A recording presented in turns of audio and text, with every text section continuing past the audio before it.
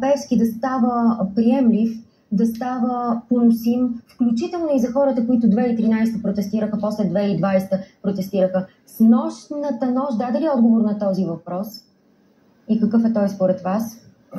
Вече виждаме продължаващи протести в продължение на колко станаха? 12 години, които са свързани с един и същи модел, да го наречем, на управление, който по един или друг начин се персонифицира от Пеевски. Но не само Пеевски е стълб и носител на този модел на управление.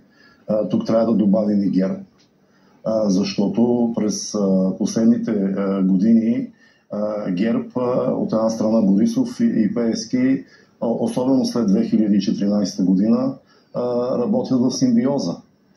И тук става дума не само за политика, а и за определени бизнес и икономически интереси, които са водещи в този модел.